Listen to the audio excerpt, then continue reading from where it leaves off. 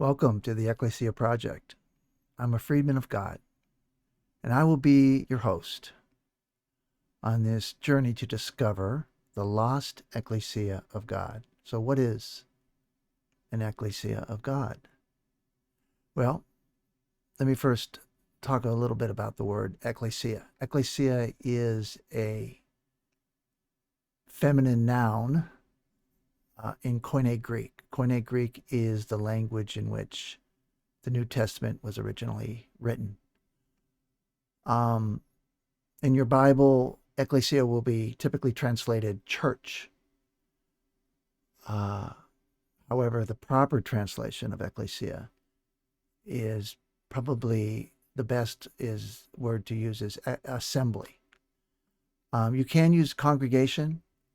Uh, that that's the word Tyndale used, and we're going to talk about Tyndale in just a second.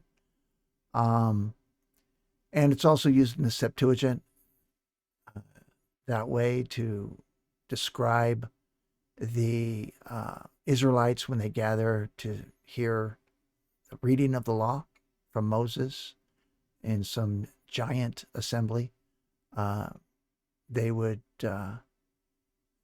translate the Hebrew. I think the Hebrew is for meant congregation, and they would translate it as ecclesia in the Septuagint. The Septuagint is the Greek translation of the Old Testament. And that's the translation used by Jesus and Paul when they quoted the Old Testament. They would quote the Septuagint. So it's kind of an important translation that's oftentimes overlooked, but that's another issue. Getting back to ecclesia. What is ecclesia? What does it mean? What does it mean in the Greek culture? An example of ecclesia is the account in Acts 19 when there was a gathering quickly assembled by an idol tradesman. I think he would make trinkets for Artemis, which was the idol of Ephesus. Artemis of the Ephesians, they would yell.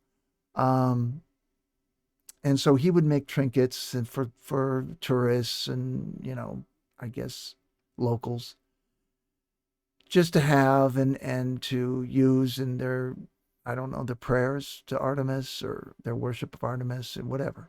So there was just like anything, there's an industry that rises up for temple worship and things like that. Anyway, Paul was there in Ephesus preaching the gospel and would convince a lot of people that idols, they're deaf, they're dumb, uh, they're not real, they're not a real God. All of these things that Paul would preach, as he preached the gospel, and people started to doubt whether Artemis was real, and the sales started to plummet. And that's not good for the industry. So a tradesman said, okay, I've had enough. We got to do something. We got to get together. We got to take care of this guy, Paul, and we got to figure this out because he's killing our business. So maybe he got a sales report that was just really brutal, and he just had enough, and he forms this illegal assembly, and it's quick. And it turns into a mob, and they start wanting to do some damage. And some people get caught up in the mob and get hurt. But eventually it calms down. Somebody gets up and says, hey, what are you doing? This is illegal. You can't form an assembly as you've done in this manner. We should do this legally and have a legal assembly and deal with the issue. So stop what you're doing. Let's get some sense here. Artemis is not going anywhere. Always been the god of the Ephesians, always will be. So let's not dig yourself a deeper hole and just do all this illegal activities. So they settled down and things was smoothed over. That's in Acts 19, verses 39 through 41, if you want to look at it. But there's a whole account there. There's more than just 2 verses, but 3 verses. But so that was the idea of Ekklesia. It was the idea of a gathering that was come together to address a problem, an issue that was affecting the community. So it's a gathering of community members. Actually, those members that were affected, the community of this problem, and to decide something, to make a decision on a problem. It's a decision-making body. That's what Ekklesia is. And again, I think the best translation is assembly. You can use congregation, but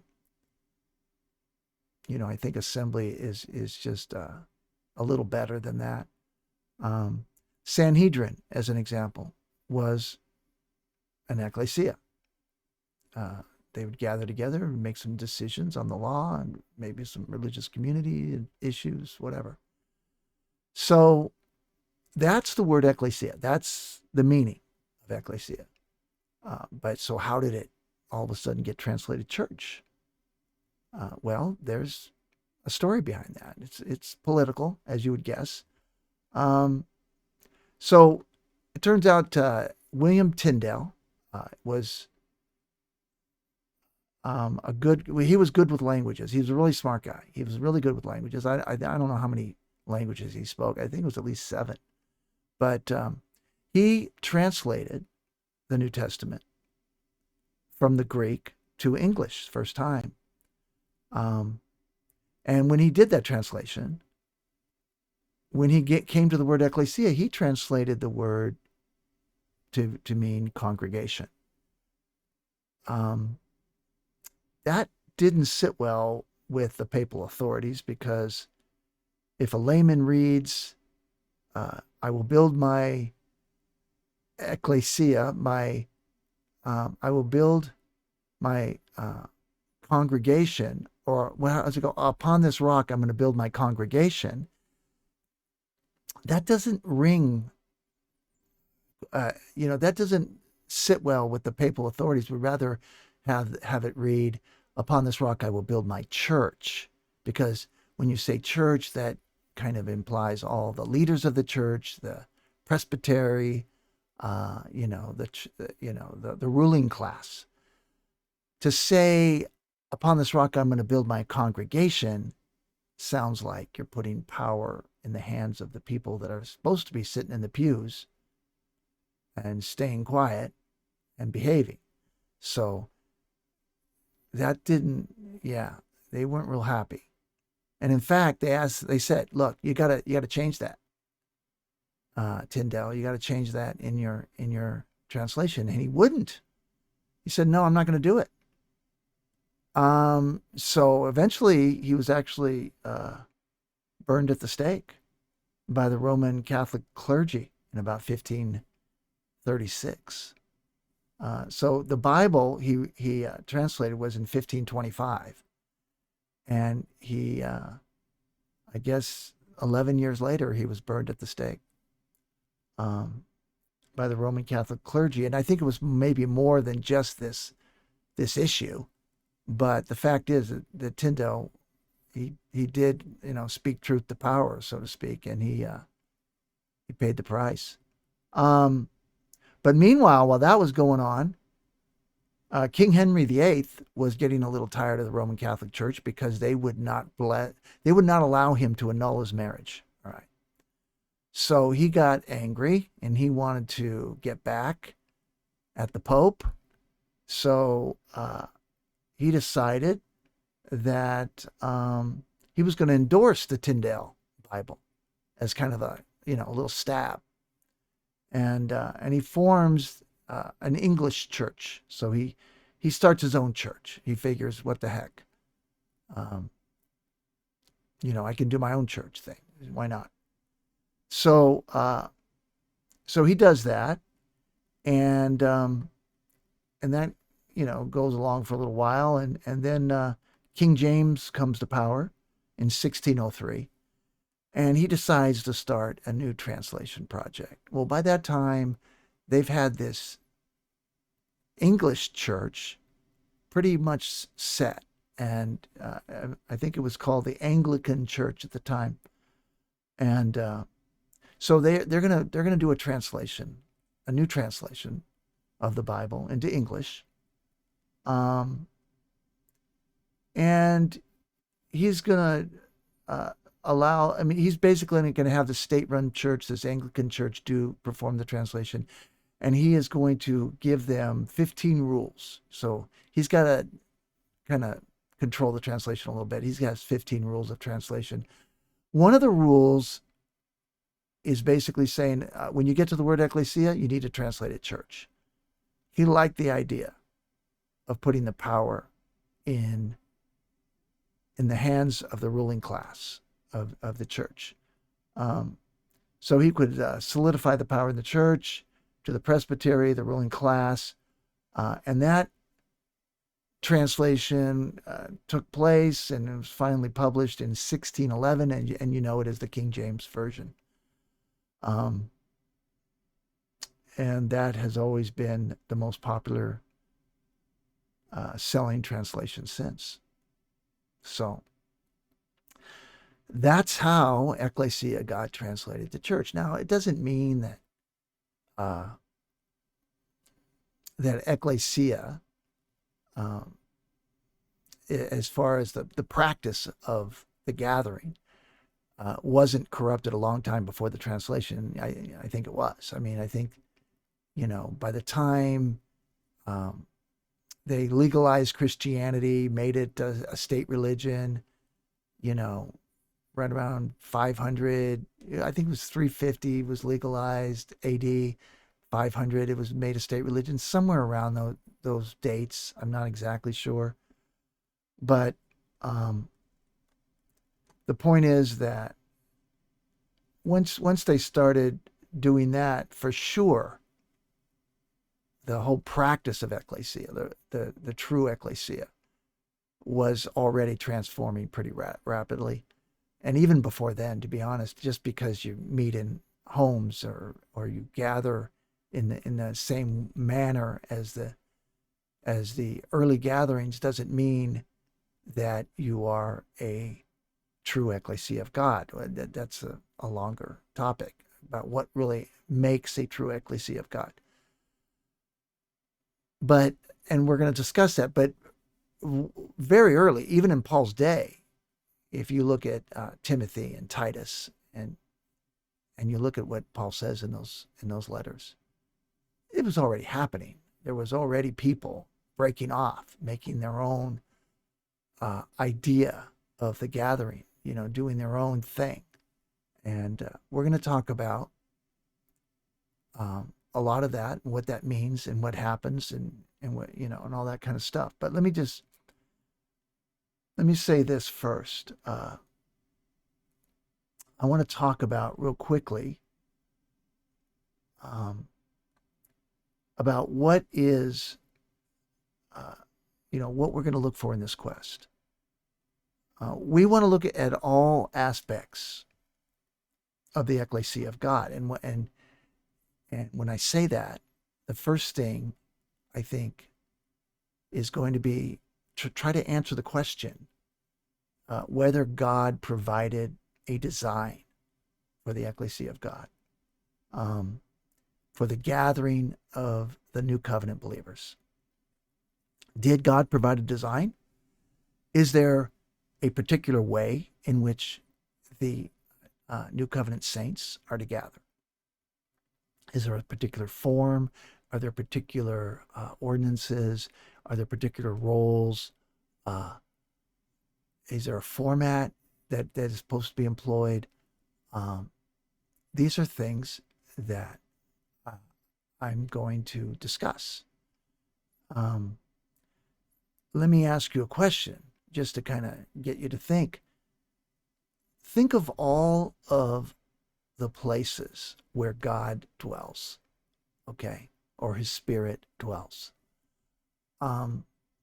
You could Well, the first thing you're going to think of is heaven. Yeah, God dwells in heaven. Now, did God design heaven? Well, yeah. Yeah, God designed heaven.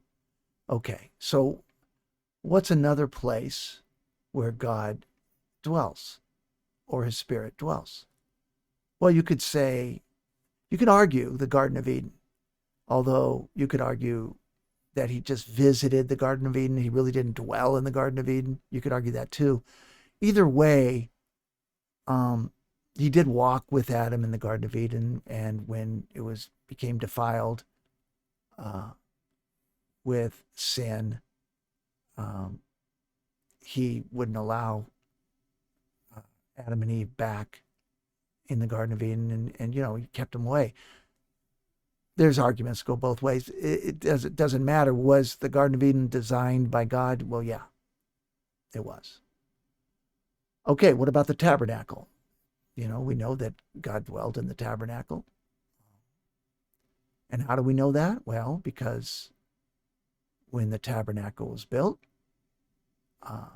inaugurated, what did God do? He filled the tabernacle with smoke, so much so that you couldn't even approach it.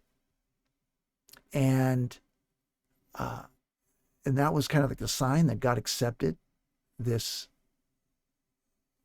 I don't know what you call it. It's not a building, but it's like a dwelling place. He accepted this tabernacle as his dwelling place. So he would dwell with the designated people of God, which were the Israelites under the Old Covenant. He would dwell with them in the tabernacle. Now, question, was the tabernacle designed by God? Well, I think most people understand that the tabernacle was designed by God. In fact, it was a lot of detail, down to the cubit.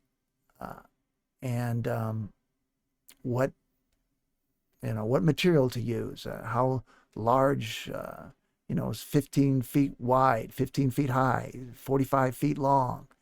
So there was definitely a design by God, and all the furnishings were designed by God, but they were constructed by man. So designed by God, but constructed by man. Okay. There are places where God dwells where he designs and constructs, right? But in this case, it is designed by God, but constructed by man, but yet affirmed and accepted by God with this sign, a clear sign, not a vague sign, not ambiguous, but this filling of the smoke. So that's basically saying God's saying, okay, you constructed the tabernacle according to my design. I accept it, and I will dwell here. And I will give you a sign to tell you this. All right. So that was the tabernacle. What's another place? How about Solomon's temple? Was Solomon's temple designed by God?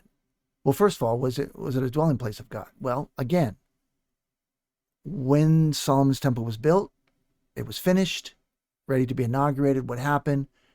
God filled Solomon's temple with the smoke, just like at the tabernacle. And in addition, he sent fire from heaven and burned the sacrifices that were being offered at the inauguration day. Now, was Solomon's temple designed by God? Well, it turns out, yes. Yes, the temple was designed by God. The design was actually given to David. David wanted, as you know, David wanted to build the temple. And God said, no, you're a man of war, David. I'm not gonna have you build my temple. Of course, I'm gonna build you a house, and that's the promise, the Davidic covenant, the promise of the Messiah, and his throne will never end, and all of that kind of stuff. I think that's 2 Samuel 7, where that's found. But but the point is, he gave the design of the temple to David, and then David gave it to Solomon, and then Solomon built the temple. And then God, again, designed by God, constructed by man, and accepted by God. God accepted it, gave a sign for everyone to see, no ambiguity, very clear. God has accepted this place as his dwelling place. So, what about the body of a saint? We were told that the Spirit of God dwells in the body of a saint. That's in 1 Corinthians 6:19. Um, that the Spirit dwells. Well, okay, Spirit dwells in the body of a saint. Is the body of a saint designed by God? Yes. Of course, the body of a saint is designed by God. Um, so, what about, can you think of other examples where God dwells? What about New Jerusalem? Where New Jerusalem is described. Um, and, oh, by the way, the body of the saint is designed by God and constructed by God, by the way. So the New Jerusalem, it's described in Revelation, and it was described in detail. The measurements, the material that's used, the foundations, how many, what was the foundations look like, the gates, the walls, the streets, on and on and on. A lot of the lamp, how it was going to be lit, a lot of detail about the design of the New Jerusalem, which was where God would dwell. So we have, if you don't count the Garden of Eden, okay, there's what do we have? 1, 2, 3, 4, 5 examples where God dwells, and they were all designed by God. I don't know of another example. Maybe you do. I don't know of another example where God dwells. I mean, certainly God would visit or show up, or kind of manifest his presence, like in the burning bush or Mount Sinai. There were places where he would show himself, manifest himself in some way. But they're not really clear that God dwelled there, okay? So the question is, but here are clear examples, at least 5 examples right here, where the Spirit of God dwells. God dwells. However you want to talk about it. I think they're the same. The Spirit of God dwells or God dwells. And they're all designed by God. So, and then 2 of them are constructed by man, and that is the tabernacle and Solomon's temple, which is in the old covenant, which is supposed to be a shadow of the new covenant, or no, the shadow of the heavenly realities. And the new covenant, well, we're going to talk about how the revelation progresses from the old covenant to the new covenant a little later. But I want you to see something really quickly. Let me see if I can get it up on this screen here and be able to show you. Because in 1 Corinthians, getting there just a second here. 1 Corinthians 3. And by the way, if you have your Bible with you, which I would, I would recommend you always, when we do these videos, this is just one of the series. It's going to be a long,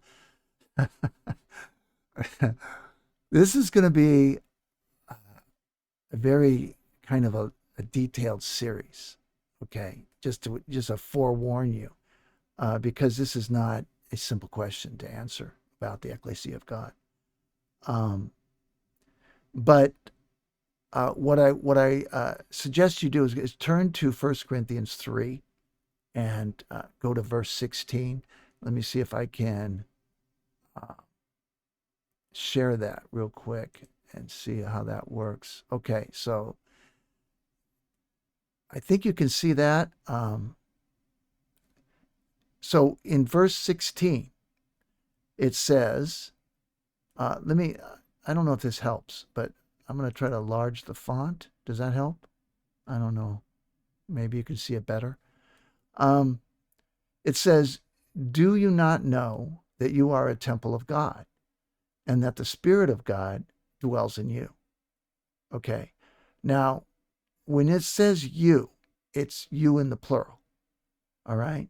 Now, notice when he's talking, this whole context here, okay, is about the ecclesia. It's about the gathering. He talks about right here in verse 9. First, he talked about Apollos and Paul, and who are we? We're servants of God through whom you believed. And Paul says, I planted and Apollos watered, but God was causing the growth. That's in verse 6. Okay. Then it says, but neither the one who plants nor the one who waters is anything, but God who causes the growth. Okay. He's making a point that I don't want to go into right now. We will, though, at some point. But I want you to look at right now at verse 9, where it says, for we are God's fellow workers. You are God's field, God's building. So there he is. He's talking, he's setting the context. He's saying you in the plural are God's field, God's building. Again, he's talking about the gathering as a whole. Okay, you as a gathering as a whole, you're God's field. You as a gathering as a whole, you're God's building. Not saying each of you. He's saying you as a gathering, okay? And then he goes on about how he's the wise master builder. He laid a foundation, and another is building on it. The foundation is Jesus Christ, okay? And there's a lot of meaning there that we're going to unpack later. But then he talks about, okay, if any man builds on that foundation. So he's talking about the members now building on this foundation of this building, this God's building, right? Building the Ekklesia, building in verse 16, it says, building this temple of God is what they're doing. So each of the members are building, they're making contributions and building this temple of God as they make these contributions. And the contributions can be good, contributions can be bad, and they're going to be tested, and those that remain after the test are good contributions, and they will be, every man will be rewarded for those good contributions. Again, we're going to talk about what all that means later. But here's what I want you to understand. Here's what I want you to see in verse 16. Do you not know that you are a temple of God? You as a gathering are a temple of God, and that the Spirit of God dwells in you. Okay? The Spirit of God dwells in you. Your gathering, Spirit of God dwells. All right? Now, and then it says, if any man destroys the temple of God, God will destroy him. So if a man comes to destroy the Ekklesia, the gathering of new covenant saints that have been accepted by God, the Ekklesia of God, if a man comes and destroys that Ekklesia, God will destroy him. That's a pretty harsh statement, pretty bold, and that's just something that we're going to consider later once we get into all of the detail here. For the temple of God, the gathering, is holy, and that is what you are. You're a holy gathering, okay? So I just wanted to just show you this because I wanted to make clear that the Ekklesia of God, the gathering of new covenant saints or new covenant believers, is a dwelling place of God. The dwelling place of the Spirit of God is the temple of God, just like the tabernacle, just like Solomon's temple. They were a shadow of the realities. This gathering is more than a shadow, and we're going to talk about this later, but let me just say, it's more than a shadow. It's an image. It's you probably know, I mean, remember like when Paul said in 1 Corinthians 13, says, look, right now we look into a mirror dimly. We look into, it's like an image, but it's blurred. It's not quite, can't see all the details, right? We can't see a lot of the details, to be honest, but it's better. It's a better image. It's a better revelation. It's a better understanding than the revelation given in the Old Covenant, which was just shadows, outlines, shapes of the heavenly realities. Now we have an image of the heavenly realities. Okay. It's closer. It's a better revelation, right? And then Paul goes on in 1 Corinthians 13 to say, then we'll see face to face. So when you see face to face, that's when you see all the detail. You see the heavenly reality. That's when you're transformed and you're glorified, and that's when everything is revealed and you're actually living in the heavenly realities. But right now in this age, we have an image of the heavenly realities, better than the shadows, better than the outlines and the shapes that were in the Old Covenant, but not as good as face to face. We're kind of like in the middle. So that's where we are right now in the New Covenant. And so he's saying that this gathering, this gathering is actually a dwelling place of God. All right? So the question is, the question I'm asking you now is, we've had 5 examples of every dwelling place of God. One thing they've all had in common is God has designed it. So if God dwells in this gathering, in this Ekklesia of God, in this gathering of new covenant saints, new covenant believers, shouldn't you conclude, or shouldn't you at least presume, just through inductive reasoning, that God designed it?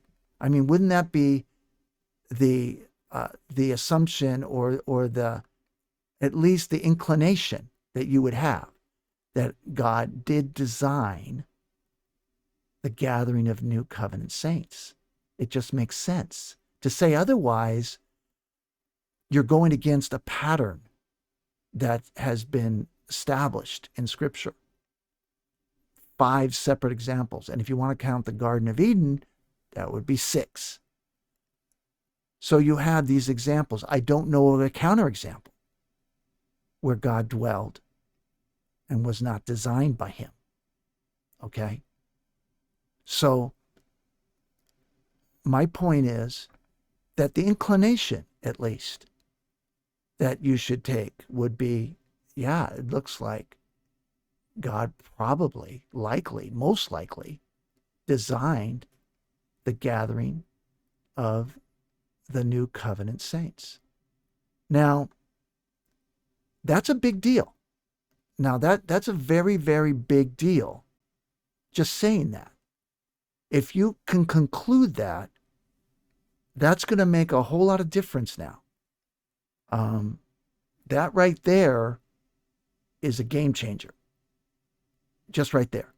That God designed it, didn't leave it up to man to kind of make it up himself, to kind of decide what's best for their culture, best for their... Because notice in the tabernacle, it was never redesigned to keep up with the times. And when there was an upgrade, Solomon's temple, that was designed by God. Okay? And Solomon's temple was never upgraded. It was abandoned by God, though. And that's something that we're going to talk about later, but Ezekiel saw the vision of Shekinah glory leaving Solomon's temple right before it was completely dismantled in Babylon. So that did happen. But we're going to go into the ramifications of that later. So, if the gathering of new covenant believers is designed by God, what is that design? What does that design look like? Are we gathering today according to that design?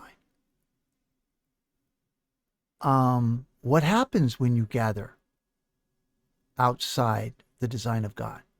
What does it mean? What are the ramifications? These are all questions. These are all questions that need answers. And I hope that these are important questions to you. I hope that the answers to these questions matters to you. If you're going to say that the gathering is not a fixed design by God, I think the burden of proof is on you to prove that. And in fact, I think because of all of the, and there's a lot more, by the way, there's a lot more evidence, there's a lot more things that we're going to go into that would cause one to conclude that there is certainly a design. And a fixed design, not something that can be changed and swapped at will, depending upon, where you live or any of those kinds of things. Notice how just as an example, again, I don't want to get into it too much, but Paul would teach the same manner of gathering. I mean, he would teach Ekklesia in the same way everywhere he went. Didn't matter what culture, didn't matter the demographics, it didn't matter the weather, it didn't matter, none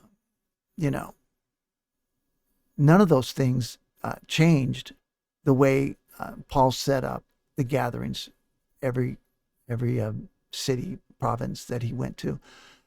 But notice how the design that Paul showed us is completely transportable.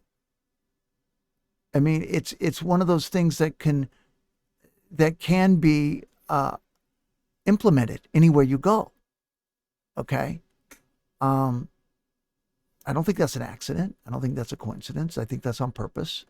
And I think God designed it that way on purpose for the very reason that salvation now is going to be offered to all tribes, not just in Canaan, okay, not just in Israel, all right, but all places of the world, all tribes of men. Now salvation was going to be made available. And what does it mean when you say salvation? Again, that's another thing we'll talk about later, but it's not just an event, it's a way of salvation, just like it was in the Old Covenant. But again, an upgrade. So the point I'm making here is that if the gathering of New Covenant saints designed by God, I think it'd be really, really important to understand what that design looks like, and really important to follow it. So this is just one aspect of what it means to analyze the Ekklesia of God. There's a lot involved. Again, just more questions. What are the objectives, the values, and priorities of an Ekklesia of God? Okay, what are you supposed to do when you gather? What are you supposed to be going for? Is it evangelism? Is that a priority of an Ekklesia of God? Is that what we're told? Is growing in number, just getting a lot of members, as many as you can? Is that a priority? Is that an objective? How important is the participation of different members in a gathering? How important is that? Is there ways that we can know that in Scripture? Is each specific member valuable in an ecclesia, or is it just essential to keep together an elite few, the core, so to speak, of the gathering? These are questions. These are questions that I think there's some definite answers to. There's other questions too. There's more difficult questions. But this is what I mean when I'm saying that we're trying to discover the lost Ekklesia of God, because I do believe it is lost. I believe the teachings of the Ekklesia are lost, and uh, there's reasons why. It's not a complete mystery, at least not to me, but um, I think that I know there's discussions. I know there's people out there that are questioning, that are thinking, and are saying, I'm not exactly sure what's happening, with the traditional church. But people are becoming less and less enamored by the church system. They're starting to drift in different ways. And the house church movement is one example. Um, but let me kind of give you a little bit of, my personal background, just to give you some context of what I'm talking about, why I'm here talking, why I'm doing this. Okay. Um, I've grown up in the United States all my life. All right. I attended Christian schools through college. I got a couple of graduate degrees in math and law. Um, I've known of his presence, that Abba Father presence. I've known of his presence in my life very early, since around fifth grade. Okay. I've attended many churches uh, for almost 50 years. I know I don't look that old. All right. No, I'm just kidding. But yeah. And I've gone to evangelical churches, Reformed Baptist churches, independent churches, and even house churches. Okay. And one particular, I went for about 6 years. And they actually practiced the spiritual gifts, because I was never in a Pentecostal church before. So they kind of they kind of showed me a little bit about how that works, and how that's practiced anyway, in their own way, right? In their own way. Um, so I've always been a truth seeker. I've always tried to understand uh, spiritual truth. You know, um, it's been not an easy road in that regard, but I've been doing this for about 40 years, all told. The first major area that I would really dive into was the sovereignty of God, free will of man, this kind of stuff. That conundrum that everyone struggles with. Uh, and I really tore that up. I got into that pretty hard, and I'm glad I did. But I do believe there are also, and don't get me wrong, I think that's an important topic. It's very, very important, very essential. But I believe that there are other topics that are also essential, that are maybe even more important when it comes to understanding what it means to live as a disciple of Christ. Um, but I've been reading books on this subject for a long time, and I started to advance into actually studying Scripture, just looking at the Scripture itself. And then I even when well, so I in this journey I would sporadically teach on biblical truths for about 25 years. In sometimes in church groups, sometimes church gatherings, uh, and the prison ministry. I did that for years, and just studying, meditating, uh, trying to put the pieces together. Um, that's kind of like what my thing is like, putting the piece of a jigsaw puzzle together, just for kind of figuring it out. So, so I became more and more curious about what this thing is about, church. And it's about 12 years ago when I started to really, really focus in on this issue.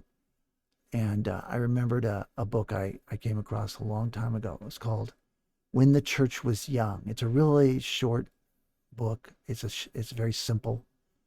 Uh, but it just basically talks about how they used to gather in the early times, in the early gatherings, and how Paul used to, organize it and teach it, and what they used to do and what they didn't do, things like that. It was really interesting. It was just didn't have a lot of explanation or conclusions as to why this particular approach was really important or it should be practiced today, or what exactly, you know, that's great, but was it just great for them, or is that something that's important to God, or what, how does that work?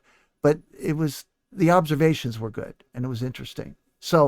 Um, so I did that, and I remember that book, and I would read teachings on the home church movement, which there's a lot of stuff out there on that, but there's a lot of I just figure a lot of it is vague, it's subjective. It's just not really, it doesn't really, to me, it's not worth that much because it just doesn't teach that much. It's just a lot of rhetoric, really, about just intimacy and unity and these things.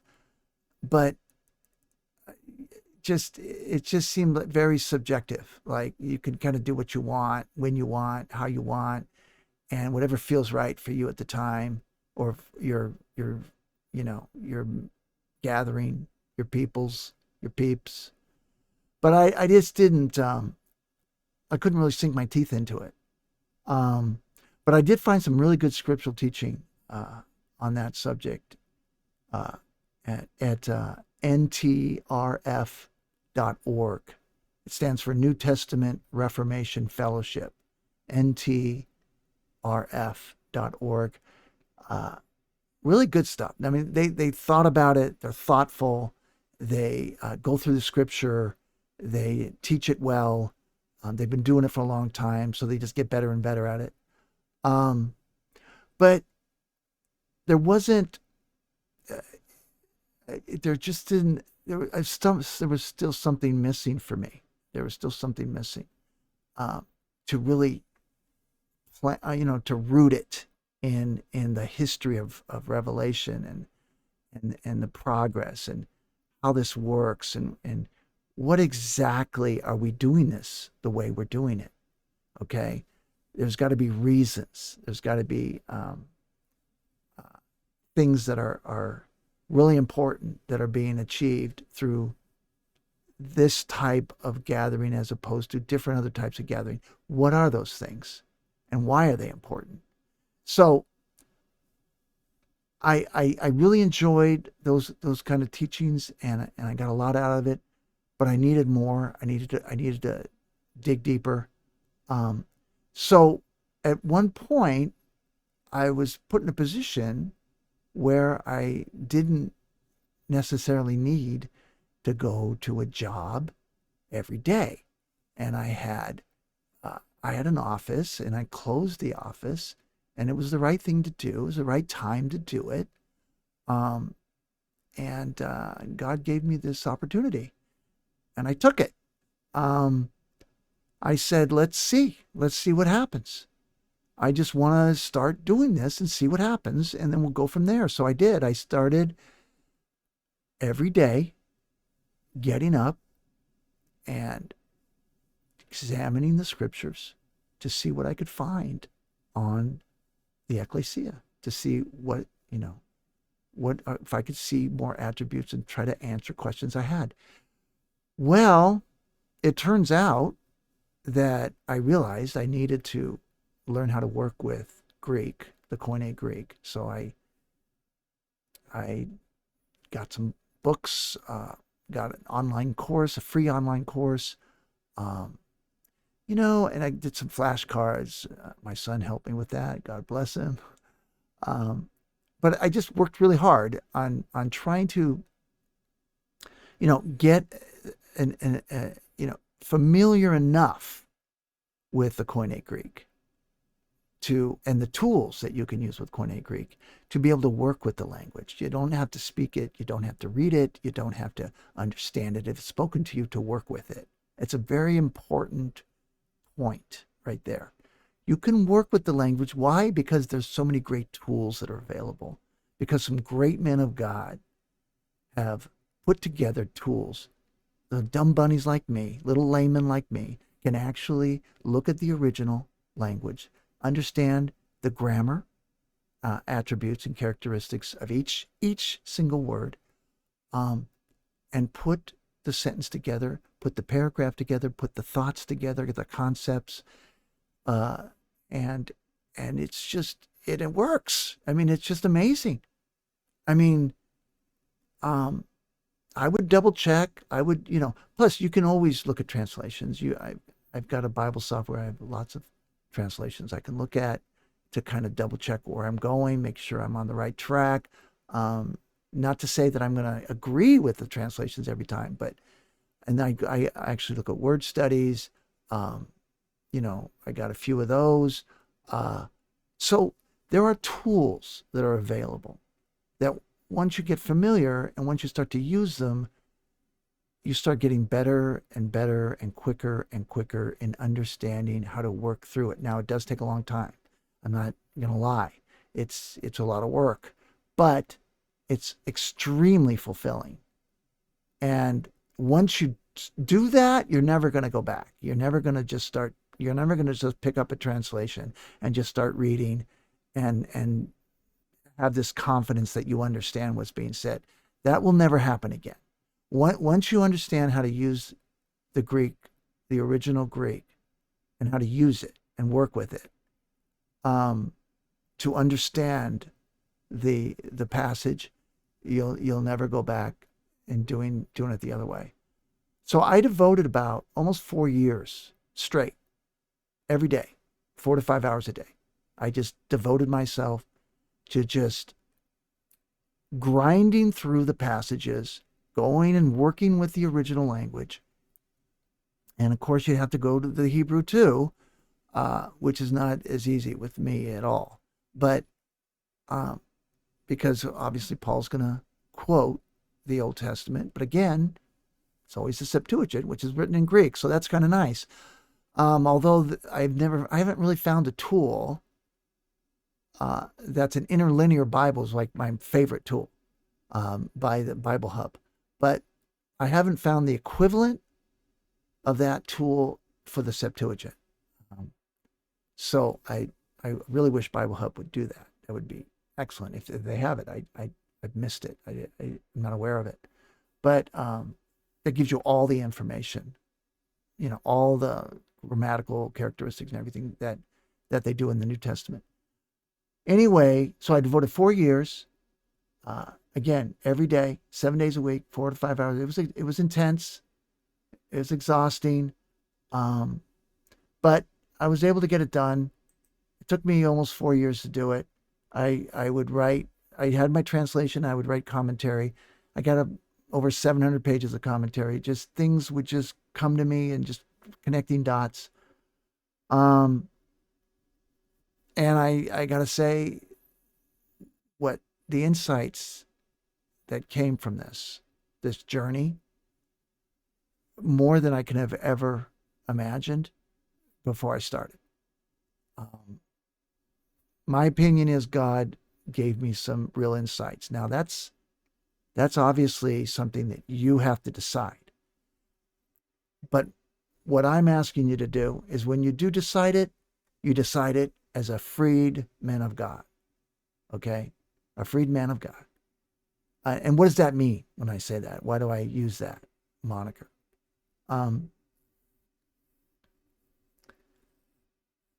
Freed man of God.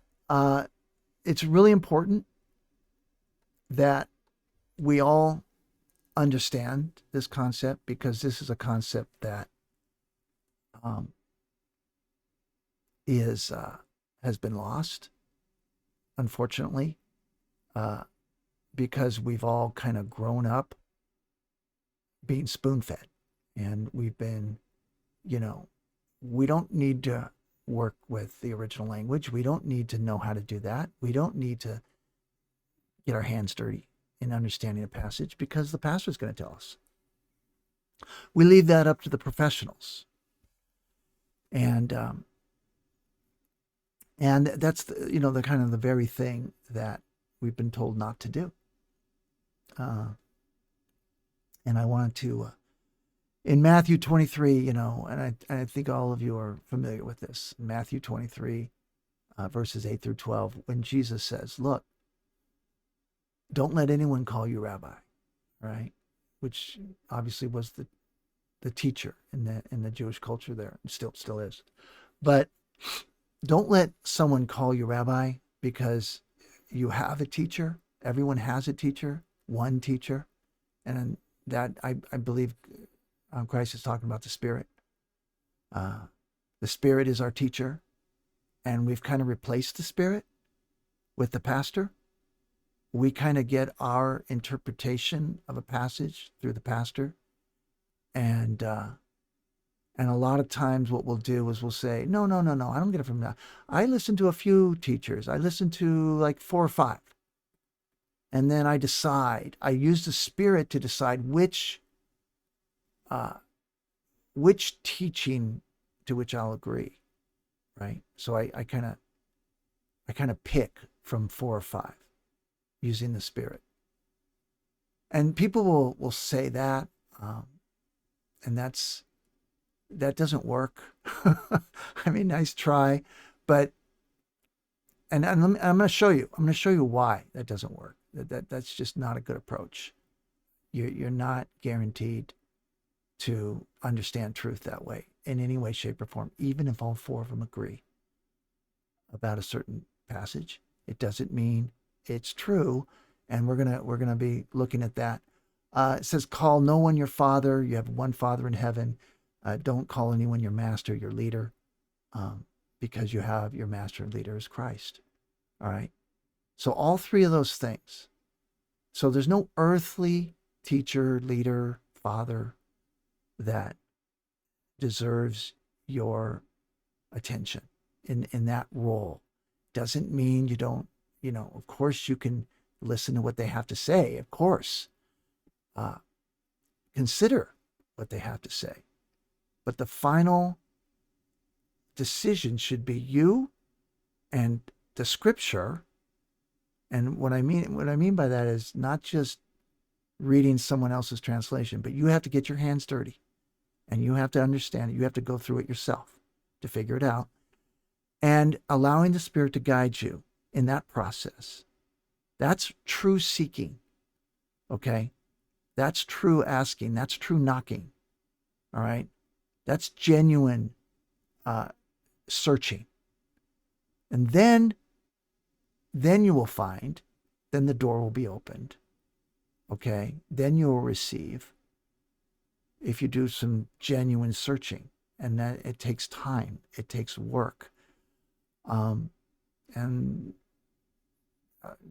Unfortunately, a lot of us have already decided we're not going to do that. And that's your decision. But I'm telling you, I'm saying to you that the only real way to find truth is to seek it yourself, and to seek it from the Word of God, and not just a translation of it, but you have to look at the Greek. You have to work with the original language. And by the way, thank God He's given us that possible. That's a possibility for us today because of all the things that God has given us, the tools. Now, let me just explain. Let me explain to you why it has to be this way. First of all, Paul states in 1 Corinthians 7:23, "You were bought with a price. Do not become slaves of men." Now, we could look at the context of that, but it's not. He's not talking about don't become a physical slave. He's talking about, even though that in the context he is talking about physical slavery, where someone was, let's say he becomes knows Christ as a slave, and Paul says, well, if you come to Christ as a slave, You stay as a slave if you can't become free. Of course, if you can become free, do that. But if you are a slave, if you come as a slave, come to Christ as a slave, you are a freedman of God. Okay, that's what he says. You're a freedman of God, freedman of the Lord. You're not a slave of men. You're a freedman of the Lord, even though you might act as a role of a physical slave, for the time being. You are a freedman of the Lord, voluntarily acting in the role of a slave. Okay? And so that's why he says, if you come to Christ as a slave, stay as a slave unless you have the opportunity to become free legally, then go ahead and do that. Now, there's this passage that's very important when you're talking about living free, because when you're living free, it means you don't become a slave of man. Okay, you're not subjecting yourself to being told what to do, when to do it, how to do it. What does godliness look like? Well, I'm gonna defer to my pastor, my leader, people that you've designated as men of God, as persons of God, and say whatever he tells me, that's what I'm going to believe, or whatever the consensus is of this group, that's what I'll believe. Okay, that's not how you're supposed to live as a free person. Okay, as a free person of God, you only have one teacher, the Spirit. You only have one leader, Christ. Okay, and that's who you answer to, and not the consensus of what you consider to be persons of God, not the the teaching of someone that you really consider to be a man of God.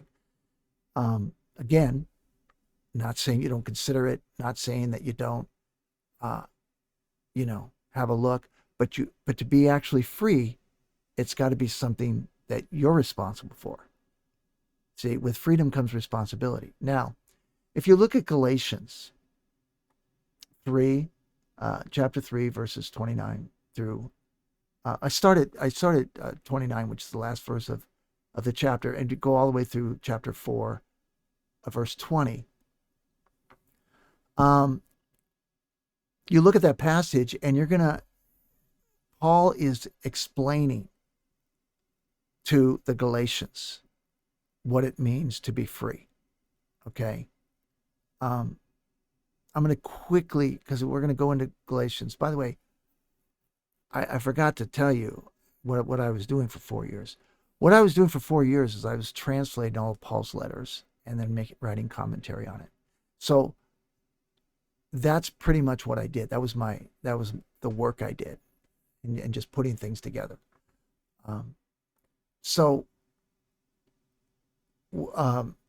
Galatians obviously is one of Paul's letters, and I by the way, and when I say Paul's letters, I include Hebrews. I include, the only one I don't include is Philemon. I didn't go through the work on that one, but it's a pretty short one. But all the other ones is typically or even arguably written by Paul, I included them. All right, so it says here, and if you belong to Christ, then you are. I'm starting in Galatians 3:29. And if you belong to Christ, then you are And if you belong to Christ, then you are Abraham's descendants, heirs according to promise. First, he's talking to Gentiles. You have to understand, and the believers in Galatia were Gentiles. There were a few Ekklesiae. Ekklesiae is the plural, the Greek plural for ecclesia. So I might say Ekklesiae, a few times. But there were a few Ekklesiae in this province of Galatia, and he went there on his first missionary trip with Barnabas, and he was involved in the establishment of ecclesia in different towns. Okay, an ecclesia is always designated as the assembly and it's always related to a city. Doesn't mean that there was only one ecclesia in the city. There may have been more than one ecclesia in the city, but they were networked. They should have been networked anyway. That was the idea, to represent the city, that geographical area. That's the general idea anyway. Obviously didn't go like that all the time. So he's writing to these Gentiles that were just recently established as an ecclesia. And Paul comes back to Antioch in Syria, and these Jewish believers, they claim to be Jewish believers. In my view, they were not. They were imposters.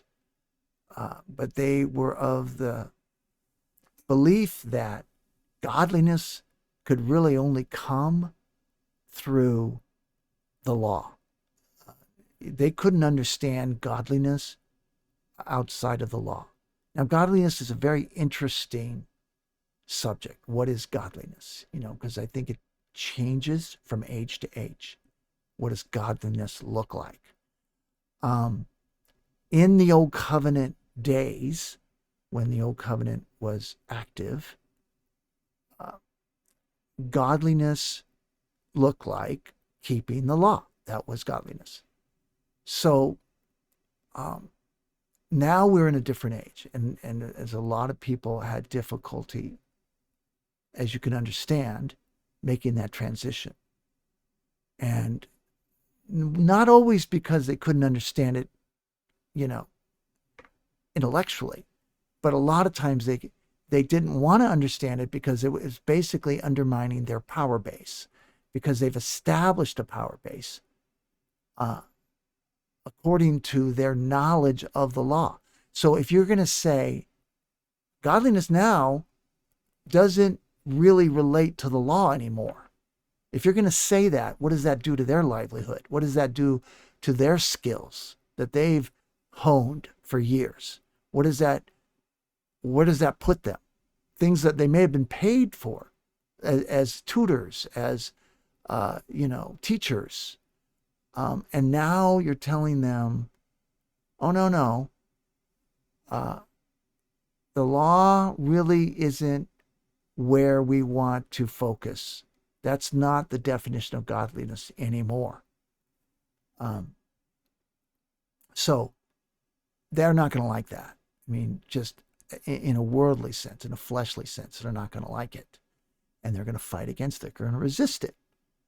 So they may claim to be believers, and that meaning that Jesus is the Messiah. They say, yes, we do believe Jesus is the Messiah, which is quite a statement, by the way, just in and of itself in that culture. But they say, yeah, we believe that. But a lot of them were like spies.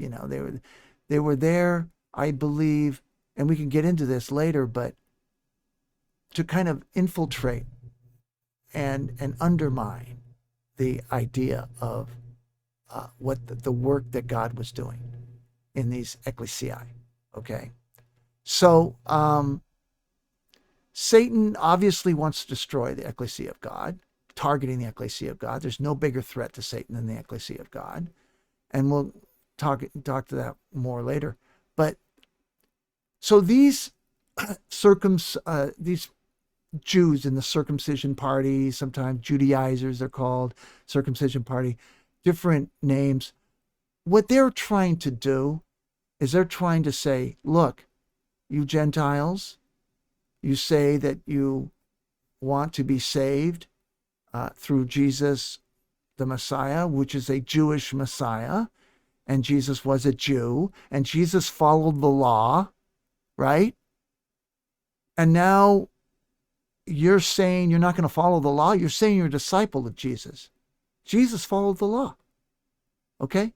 So if you're a disciple of Jesus, why wouldn't you follow the law? So that's a very, very specious argument. It's very compelling. It sounds very good on its face. So they would make this argument. And a lot of people bought it because the alternative is difficult. And we'll talk about the alternative to try to understand godliness without these specific directions and instructions that you're given in the law. But so it's a very difficult it's a very difficult concept to understand. And so the idea of the law is much more simple because it gives you step-by-step instructions on what you're supposed to do, when you're supposed to do it, how you're supposed to do it. It's appealing in that sense. And if you do these things and you check these boxes, then you can say you're godly. You're living a godly life. It's very appealing. So the Judaizers would come with this message.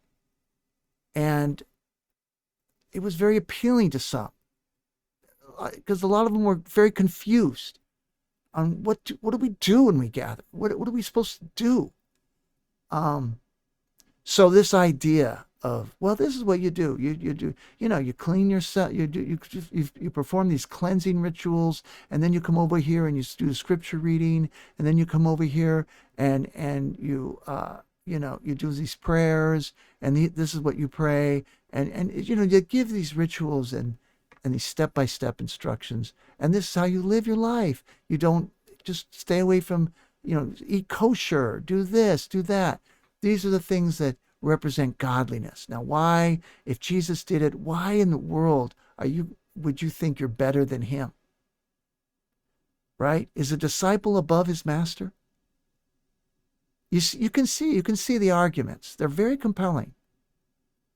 I mean, if you're a disciple of Christ who obeyed the law to the very letter, why in the world would you think that you could do otherwise? Okay? Very simple, very straightforward.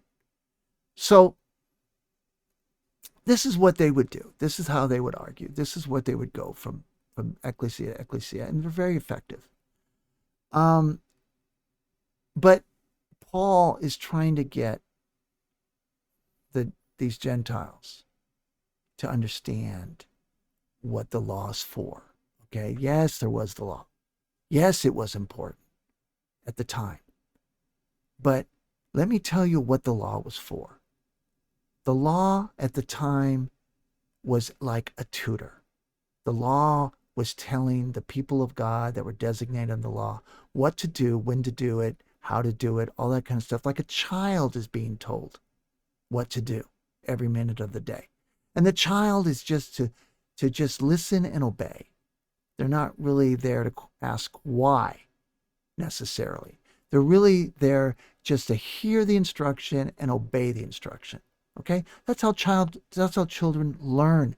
That's how they're taught. And it's a very rote type of learning and teaching. But that's appropriate for that time because they're children. So it's appropriate. And it was appropriate then. But this is why it's not appropriate anymore. And so then, Paul would go and basically say, look, this is how, now we understand, we have a better revelation. We understand what God was doing. This is how it was treated. We were given the set of instructions. We were given this system to follow. Okay, and we can compare it to a situation where, let's say, you have and he appeals to this adoption principle, this adoption type of illustration. Now, the way adoptions worked in that day, you would have, let's say, a very rich Jew or Gentile. I think there was the same thing in the Gentile system. But the way adoptions worked in that culture was you'd have a very rich man that wanted to pass along his legacy, okay? But he didn't have any children, didn't have any kids. Just happens. He just didn't have any kids. So, but he has this great reputation, great business, this great name, and he wants it to continue. going forward. Maybe he does have a kid, but the kid is a crazy, lunatic. Just really doesn't want to have anything to do with him. Just as an example. But he sees this other child, and the child's got this great work ethic, this great attitude, just a real competence, wise beyond his years. And he goes, wow, that kid, I really like that kid. He's obedient. He's wise. He can think things through. He's resourceful. Boy, wouldn't it be great if he were my kid? If I could pass my business, my name, my reputation onto him and have him carry my name when I die, okay? And my wealth, have my wealth and have all these opportunities. That would be awesome. So what he would do is he would go to the parents of this kid and say, look, I'll make you a deal. I'm going to give you money to raise your child. Keep raising him exactly the way you're doing it. He's doing great. I just love your child. Usually a son. It's a son, right? Because that's in that culture, the sons would own the businesses, own the land. So I love your son. I love his ways. I love who he is and what he's grown up to be. I'm going to give you money to continue to give him opportunities, give him education. This is all the things that you can do for your son with the money I'm going to give you. And raise him the best way you can. And when the time is right, I will go ahead and redeem the child from you, give you a lump sum, so to speak, and then I will complete the adoption, and he will become my son, and he will take on my name, and I will train him in my trade, in my business. He'll have my assets when I pass, and he will have all these opportunities he would never have otherwise. And so he would offer this deal to the parents, and the parents would say, wow, how can you say no? I mean, the only thing they're really giving up is the name. They are giving up their name, but how can you deny your son this opportunity? So the parents would say, that's fine. So the child would then continue to live with the parents and continue to learn and be treated as a child. And Paul's saying, even though the child owns all of this stuff because he's going to be adopted by this really rich man, he's still being treated like a child. He's still like a slave. He says, now, as I say, as long as the heir is a child, he does not differ at all from a slave, although he is owner of everything, you see. So he doesn't really differ as a slave because he's being told what to do, when to do it, how to do it, okay?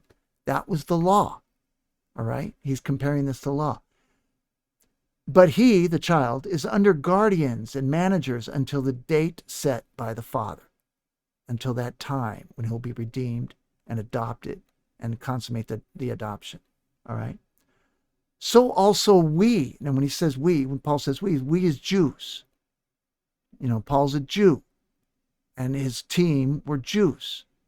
So also we, while we were children, while the Jews were treated as children, right, were held in bondage under the elemental things, or the basic stuff like that a child is taught. Elemental things of the Jewish religious system. It says, I think, the cosmos. Cosmos is it's usually translated world, though it really shouldn't be translated world most of the time. It's the Greek word. It means a system, an organized system. So the universe can be a cosmos. The world can be a cosmos. The Jewish religious system could be a cosmos. The kingdom of God is a cosmos.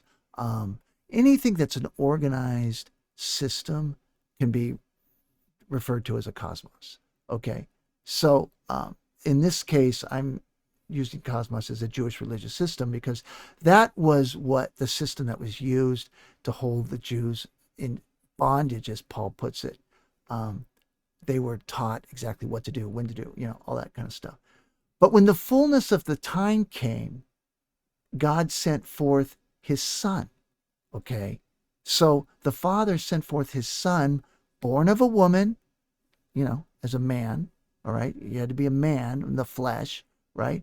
Born under the law, had to be Jewish, subject to the law, man, a Jewish man, so that he might redeem those who are under the law. So as a Jewish man, he could redeem other Jewish men, those under the law. Okay. So anyone under the law, he could redeem because he was under the law. So he was like the Messiah. The Messiah had to be a Jew and a man and had to fulfill the law. Well, okay. Through the law, he fulfilled the law. That's a really awesome phrase, but I'm not going to get into all of that right now. But you could see that in that phrase, in that statement there, that concept is being stated, if you understand it. Through the law, he fulfilled the law, so that he might redeem those who are under the law, that we might receive the adoption as sons.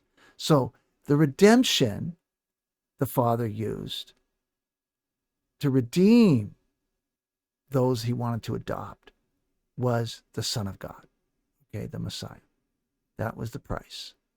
And so what? So that we might be adopted as sons. So we're now, and so he goes on in verse 6, but so he switches to the Gentiles in verse 6. But let me just say, what he's doing is he's taking them out of the slavery, out of the law, out of this bondage, and he's redeeming them as sons of God, where they are no longer being told what to do, when to do it, how to do it, every minute of the day. They have to make their own decisions. That's what young adults do. That's what young men do. They have to make their own decisions. Okay? So that's where the difference from the old covenant to the new covenant, that's the transition. That is the transition right there. Where now you are in charge of making your own decisions as far as what is godliness. Okay? Now, don't get me wrong, you're still under a law. It's a new covenant law. And what is that? We'll discuss that later. But it's not like you don't have guides. Okay? But these guides aren't written down in stone anymore. They're written in your heart. And the Spirit is your guide. What it means, oh man, because there's so much to understand and teach, but what it means when the law is written in your heart is basically means that your character is being changed. So that once your character is changed, if you confront a circumstance, you will reflexively respond in obedience to the new covenant law, because you're responding based on your character, not on a bunch of words that's written down in a stone, but you're responding because of who you are, not because of what it says. Do you see what I'm saying? So who you are becomes the real law. You are being transformed and conformed to the image of Christ. That's what the Spirit does. That's what it means when he says, I'm writing the law on their hearts. I'm putting it in their minds. I'm putting the law within them. I am transforming their character so that they will reflexively respond according to the law of God when confronted with a circumstance. That's what the essence of the new covenant. Okay.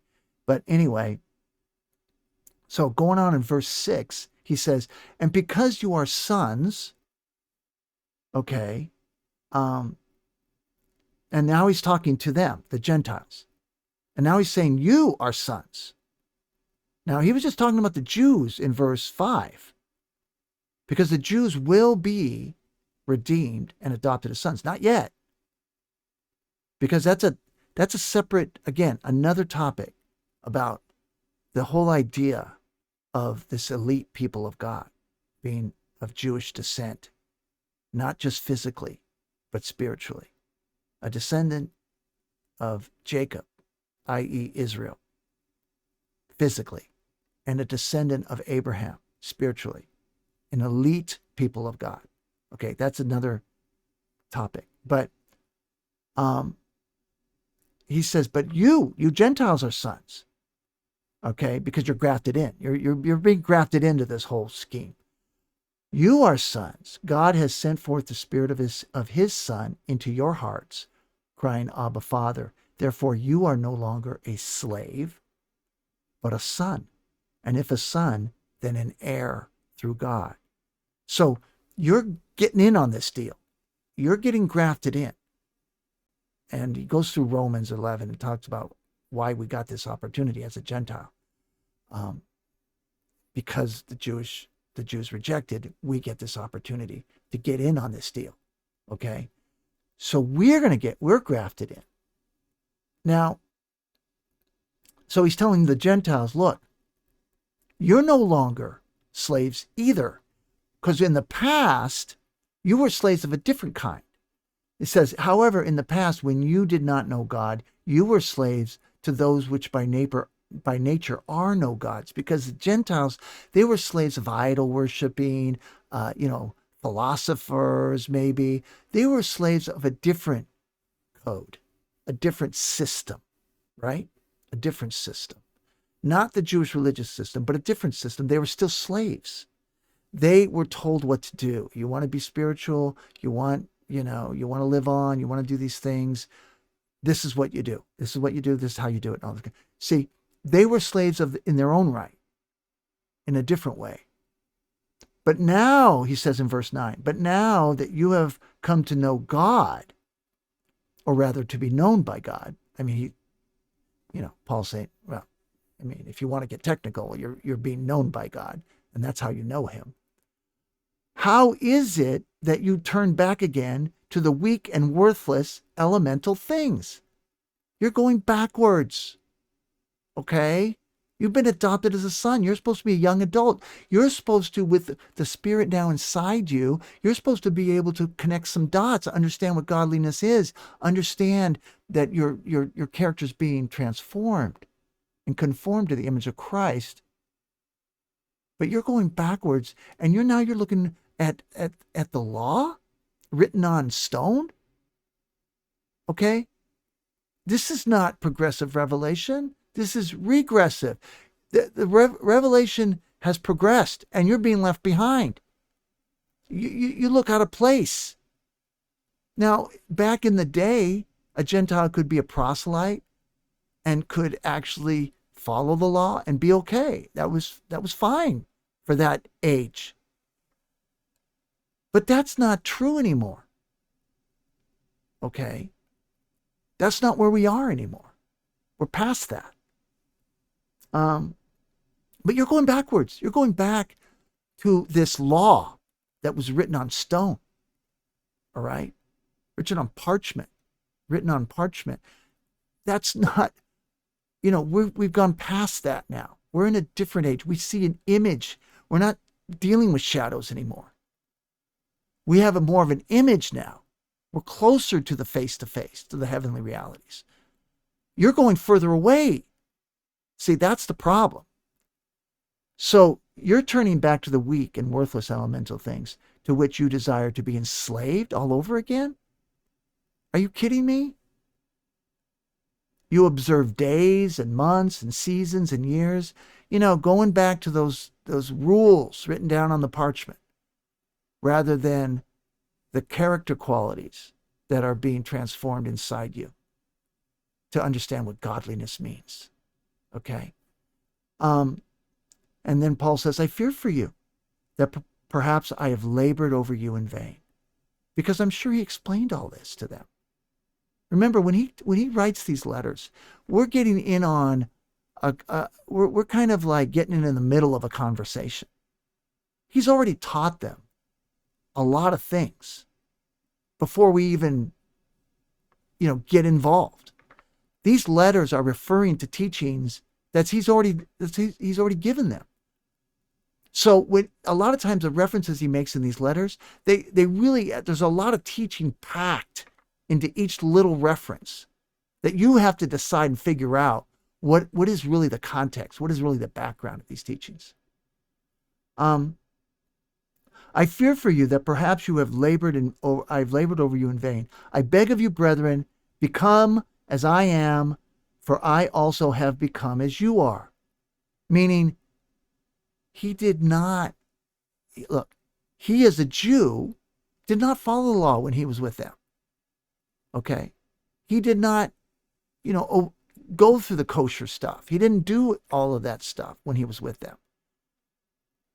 He didn't need to be godly. Okay? He didn't need to. All right? So I became as you are. I became as one that did not follow the law. That doesn't mean he's lawless. Understand, big difference. And he makes a point of that in other. He's not without law. He's just without the Mosaic law. Okay, that's not without law. He's still under the law of God. It's a progressive revelation, a progressive law. So you have done me wrong, no wrong, he says. You didn't do me wrong when I didn't follow the law, when I was with you. You weren't offending me. You weren't like leading me down a wrong path. That wasn't what was going on there, is what he's saying. So okay, we're going to get into all of this stuff when we get into Galatians. It's actually a great letter, and you really need it. It's just an awesome understanding teaching. But I want to finish the point. I know this recording is very long. I'm looking over, and I always do this. I always lose time because I'm just talking about this stuff, and there's so much to say. So obviously, I hope you're breaking this up. You're not watching all this at once. But he says here, I just want to make this point. So he's basically teaching, and that teaching right there, that little passage, he's talking about how you were once slave, you're part of a system, you're being told what to do, when to do, how to do it. And I'm saying to you that it's easy to go back to want to be a slave again. It's not easy to be free. It's a lot of responsibility to be free, and it's hard work. So once you're free, it's not easy to stay free. Okay. And I want to make the point in Exodus 13 on verse 17. Now, you can turn there if you want. You can always pause these videos, turn to these things, look at it, study it, think about it. It's always good to do that. But in Exodus 13, by the way, I'm going to get better at shortening the length, shortening my outlines for these things, so that I don't get caught like I am right now, involved in a point. I've never done video casts before. Obviously, I'm a rookie. Really great. So I got to learn. So in Exodus 13, verse 17, it says, now when Pharaoh had let the people go, God did not lead them by the way of the land of the Philistines, even though it was near. Okay? In other words, it was a much shorter way. God could have led the Israelites by way of the Philistines because it was a shortcut. You wanted to get to Canaan. You go to Egypt to Canaan. Obviously, we know that they took the long way around. God took the long way around. There was a reason why he took the long way around. Okay? There's a reason why. He could have gone straight through. Just go right directly to Canaan. Okay? But they had just been in slavery for 40 years. All right? They had just been in slavery. The Israelites were in slavery. Did I say 40? I'm sorry. 400. 400 years. Okay? They had been in slavery for generation after generation after generation. That gets embedded in your brain. that just becomes part of your culture. That becomes part of you. You don't know what it's like not to be a slave. Do you understand? That's an important lesson to understand. You don't know what it's like not to be a slave when it's been going on for generation after generation after generation. You don't know what it means to be free. It's not easy to be free. You can be given freedom, and that's not easy, but that's just the beginning of the battle. Now you have to stay free, and that definitely is not easy. You have to understand, okay? Especially when you've been a slave, like the Israelites were a slave for 400 years. So, when Pharaoh had let the people go, God did not lead them by way of the land of the Philistines, even though it was near. For God said, the people might change their minds when they see war and return to Egypt. Wow. Do you see the point there? That's a huge truth bomb right there. When you've been a slave, when your parents were slaves and parents were slaves and all this kind of stuff, it's embedded in the culture. It's embedded in the way of thinking. It's embedded in how you understand the Jewish life in that time. Okay, it wasn't the Jewish life; it was the Hebrew life, right? Anyway, the point is, the Hebrew way of life was a life of slavery, and it had been that way for generations. So now that you're set free, you're scared. What do I do? I don't know what to do. I don't know when to do it. I don't know. So there's a lot of fear involved when you're set free. There's a lot of confusion, and you're very uncomfortable. So they're set free from their slavery, and they're walking through the desert with Moses guiding them. Now, if they meet a challenge like a war so soon, so quick, they're going to say, okay, I give. I don't know what to do. I don't know how to fight a war. I've never been in a war. I don't know what that means. We don't know anything. We don't have any training. We quit. We're going back to Egypt where it's comfortable. At least we know we're familiar with life as a slave. We know all the shortcuts as a slave. We know how to get certain things as a slave. We have our ways. We're familiar. We're comfortable, even though it's a terrible life, but we're comfortable. Do you see? We're not afraid. We're not full of fear. And we're tired of being afraid. I mean, it's just too scary. So that's why he said, I didn't lead them by way of the land of the Philistines. Okay. Because once they would see this war, and these Philistines were not, they weren't chumps, all right? They were some serious warriors, right? They wouldn't want to go back to Egypt. They would feel safer in Egypt than to meet these guys. They saw the Philistines, they'd go, okay, this is suicide. I'm going to my doom. That's why God took them the long way around, okay? To get them accustomed to being free, to get them accustomed to relying on God, for God to show them that he could bring food, give them manna, give them quail, get water out of a rock, show his power in Mount Sinai, all these things that God could do for them. He could show the power of God. He could show that they could rely on God. He could show them who he was. More than just doing all of those amazing things with the plagues and get them free. He can sustain them, right? Through a long period of time. He can take care of them. They can trust him. He will take care of them, right? That's what he's trying to train them, so that when they finally get to the promised land, that they would have no excuse but to understand, okay, he's shown himself in the past, he will in the future. We can trust God. he will take care of us, right? That was the plan. That makes sense. That's why he took them a long way. So I just want you to understand that being in slavery for a long time, just the thought of being free is scary. And that's normal. That's totally normal.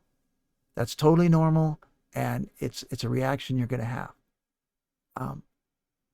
We've always been in this situation where we leave it up to the experts to tell us what the passages mean, what the scriptures mean, how to interpret them, how do we gather, what do we do, what's godly, what's not godly, what does godliness look like. We've left it up to our church leaders, our Christian celebrities. We've left it up to the ruling class, okay, to tell us, most of us. And we've lived our lives that way, and our parents lived their lives that way, and generation after generation. We don't really know what it means to be free.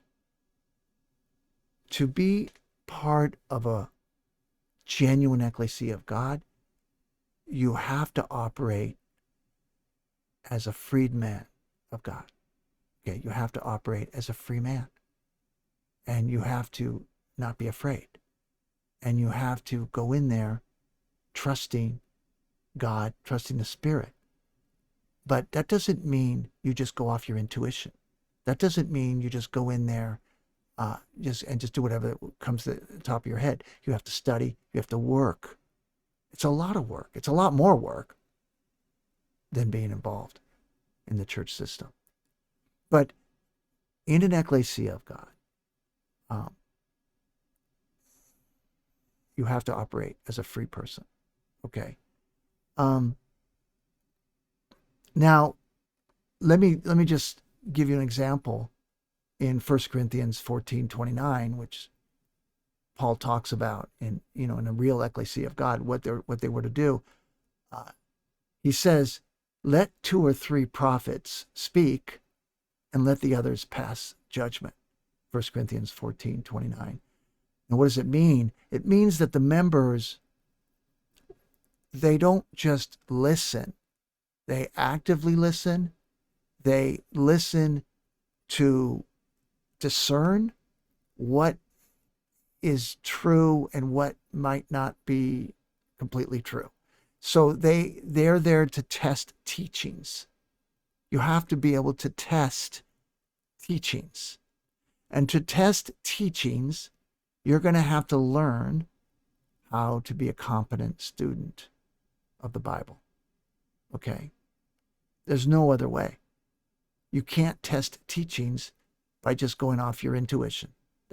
That's a cop-out. Or looking at a commentary, or looking at what other people have told you. That is not testing a teaching as a free man. Okay? By the way, does it mean you can't take those things into account? By all means, learn from what other people say. Learn from what other people are telling you and teaching, how they understand the passage. By all means, absolutely. But you are responsible for your conclusion. You can never blame another teacher or another leader or a friend or a commentary for what you conclude. You are ultimately responsible.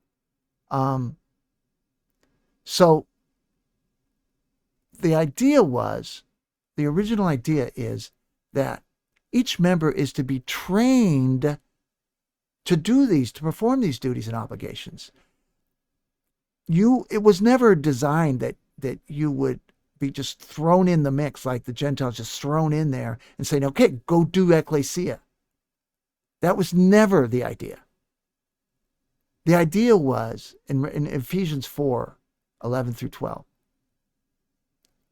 And I'm jumping around because I'm just going to these are just examples, believe it or not. These are just things I'm just throwing at you right now so that you understand, trying to understand just a really rough outline about what's going on. But in Ephesians 4:11 through 12,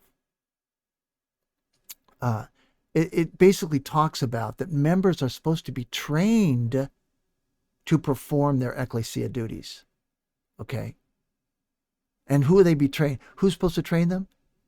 People that are designated by God to be trainers and you know, uh, teachers, prophets, apostles. We don't have apostles anymore, but um, uh, pastors. He talks about pastors, true pastors. Um, these are people, evangelists, I think, are mentioned. These are people that are supposed to understand the way of salvation. They're supposed to understand the ways of ecclesia. Okay. And they're supposed to understand what the members need to know. And they're supposed to be equipped to know how to perform their duties that will be expected of them to their roles in the ecclesia. Okay. Now, one of the duties for every man, every male in an ecclesia is to test teachings, to understand how to be a competent student of the Bible. It doesn't mean you have to be a great teacher, but it does mean you have to test teachings. So when a teaching is given to you, you can test it. It doesn't mean that you are someone that can get up there and just teach like you wouldn't believe it. Everyone's going, whoa, that's not the point. But when a teaching is presented to you, that you can vet it, you can check it, make sure that it's not off the rails. Okay. That's not easy. Just to do that, you have to be what I consider to be a competent student of the Bible. And at a minimum, you have to learn how to use the original language, use Koine Greek in the New Testament. So that's what I'm saying. That's what should have been done. We should be members of an ecclesia. New members, they should be trained very early on. They should go through this training to understand their role. But we've abandoned that whole process, and we've abandoned it a long time ago. So we're not trained, and you have to train yourself because there's no one really there to train us. Now, you could go to seminary. People say, well, just go to seminary. Well, you can go to seminary. They're not going to be teaching you ecclesia. They're not going to be teaching you what I believe are the real truth of, how to gather as new covenant believers. And they're not going to be teaching you the ways of ecclesia. So you're going to get a lot of, I believe just misinformation. You're going to be led down the wrong path. You're going to be taught how to continue and perpetuate this system that is not designed by God, but is man-made, and for a reason. It was, man has designed this system. There's very good reasons why they designed it the way they did, and so that's what you're going to be taught. So it's not going to be the same. Okay, it's just like Jesus never went through the Jewish, academic system in being trained to understand the Word of God. Okay. He went his own way. He had to. I mean, what's the point of going through the Jewish academic system knowing that he's going to be misled and being taught things that just weren't true? So that's what he had to do. Now, there's one thing, more thing I wanted to teach, but this thing is so long right now. I'm going to have to save that for the next one, and the next time I'm going to discuss, if you're still here, in the next video, I want to discuss things that they're deeply rooted false teachings that exist throughout history, and just discuss them in Jesus' day, the Reformation, that this is nothing new. To have a deeply rooted false teaching that's been adopted by experts and laity and everyone you know pretty much, that, is nothing new. This has been going on throughout history. So I need you to wrap your head around that on the next video when we talk about that. So I'm sorry if this video was so long. I'm going to really try to keep things shorter. I'm obviously going to have to, learn how to condense my outlines for each video. And so my apologies. I'll get better. I promise. Okay. Until next time, God bless you. May his grace and peace be with you.